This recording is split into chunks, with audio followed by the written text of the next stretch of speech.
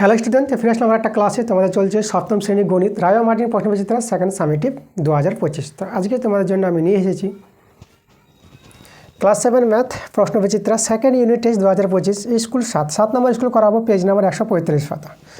তো তোমাদের যে স্কুলটা আছে দেখো, ব্যারাকপুর গভর্নমেন্ট হাই স্কুল, স্কুলটা করাবো। তোমাদের যে বইটা আছে সপ্তম শ্রেণী গণিত রায় মার্টিন প্রশ্নবিচিত্রা বইটা, এই বইটা তোমরা হাতে নাও, বইটা খোলো এবং প্রশ্নগুলো বুঝে শুনে আমার সঙ্গে একসঙ্গে অঙ্কগুলো করো। তো চলো তাড়াতাড়ি করে ক্লাস শুরু করে দেবো। তোমরা তাড়াতাড়ি করে ভিডিওতে লাইক করে দাও, ভিডিওগুলো বন্ধুদের কাছে শেয়ার করে দাও। তো চলো আজকের ক্লাসের অঙ্কগুলো আমরা সহজভাবে বুঝে নিই। দেখো, 1 নম্বর প্রশ্নটা আমাদের আছে x+7 তার হোল স্কোয়ার সমান সমান s² + 14x + k। তাহলে এখান থেকে আমাদের k এর মানটা বের করতে বলেছে। আমরা দেখো কী করবো, আমরা এটাকে a + b হোল স্কোয়ার সূত্রে ভাঙাবো। a + b হোল স্কোয়ার সূত্র তোমাদের জানতে হবে। a + b তার হোল স্কোয়ার সূত্র a² + 2ab + b²। ঠিক আছে, এটা হচ্ছে আমাদের a + b হোল স্কোয়ার সূত্র। তো দেখো আমার সূত্রটা যদি এটাকে আমরা ভেঙে দিই, তাহলে আমরা লিখবো a² + 2ab + b²। এই দেখো এটা a, এটা b ধরি, a + b হোল স্কোয়ার সূত্র a² + 2ab + b²। এদিকে আছে s² + 14x + k। এখান থেকে সরল করলে তোমরা পেয়ে যাবে s², এটা পেয়ে যাবে 2 × 7 = 14x, আর 7² কত 49। এদিকে আছে s² + 14x + k। এবার দেখো s² সঙ্গে s² মিলে গেছে, 14x মিলে গেছে। তাহলে k এর মান কত হবে? k এর মান হবে আমাদের 49। তাহলে k সমান পেয়ে গেলাম 49। দেখো এটা আমাদের বি নাম্বার অপশানে আছে, অ্যান্সারটা আমাদের বি নাম্বার। 2 প্রশ্নটা দেখো আমাদের বলেছে 11টা 9 মিনিট 40 সেকেন্ড। এই যে আমাদের একে বলেছে আসন্ন মানে আমরা কত বলতে পারবো? 11টা 9 মিনিট 40 সেকেন্ডকে আসন্ন মানে কত বলবো? দেখো 11টা 9 মিনিট 40 সেকেন্ড, 40 সেকেন্ড বলতে দেখো 9 মিনিট 40 সেকেন্ড মানে 10 মিনিট, মানে 10 মিনিটের চলে গেছে কাছে। 40 সেকেন্ড আর যদি 20 সেকেন্ড হয় তাহলে আমাদের কী হবে? এটা হবে টোটাল 60 সেকেন্ড, 60 সেকেন্ডে 1 মিনিট, আর 1 মিনিট আর এদিকে 9 মিনিট, তাহলে হবে কত? 10 মিনিট। তাহলে এটাকে আসন্ন মানে আমরা বলে দিতে পারবো 11টা 10 মিনিট বলতে পারবো। তো এটাকে আমরা আসন্ন মানে কত বলবো? 11টা 10 মিনিট। 11টা 10 মিনিট। দেখো 11টা 10 মিনিট, অ্যান্সারটা আমাদের ডি নাম্বারে আছে।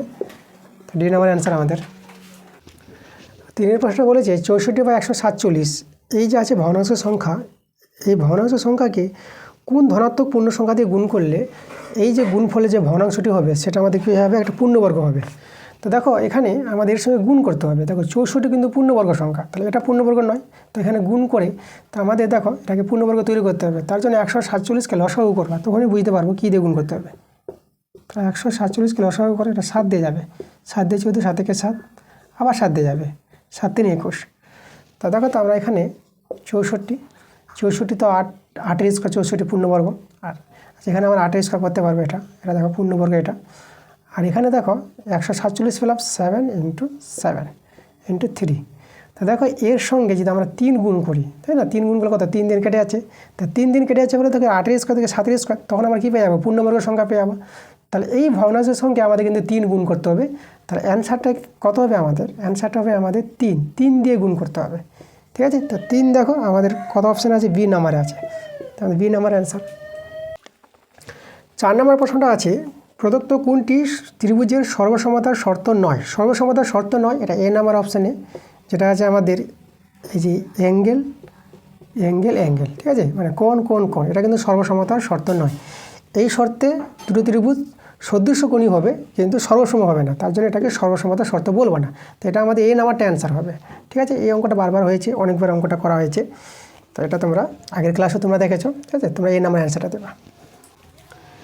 5 প্রশ্নটা বলেছে কোনো ত্রিভুজের উচ্চতা সেই ত্রিভুজের একটি বাহুর দৈর্ঘ্যের সমান হলে ত্রিভুজটি কী ধরনের ত্রিভুজ হবে?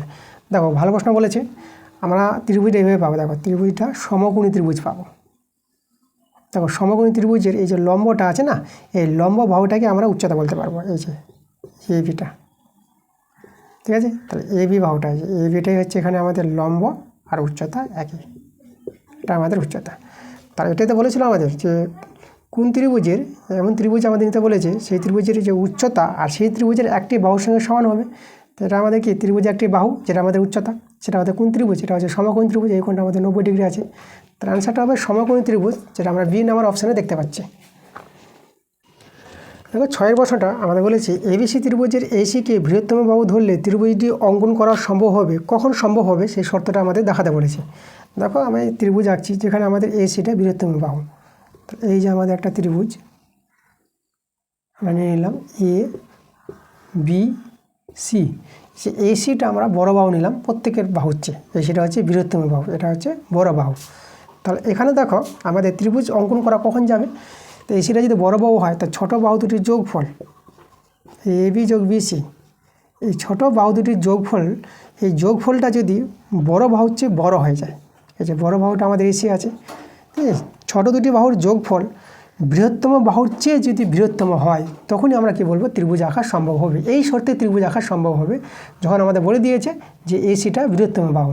তাহলে এই শর্তটা দেখো কত নম্বর অপশানে আছে, আমাদের এই শর্তটা দেখতে পাচ্ছি বি নম্বর অপশানে আছে। তো অ্যান্সারটা আমাদের বি নাম্বার।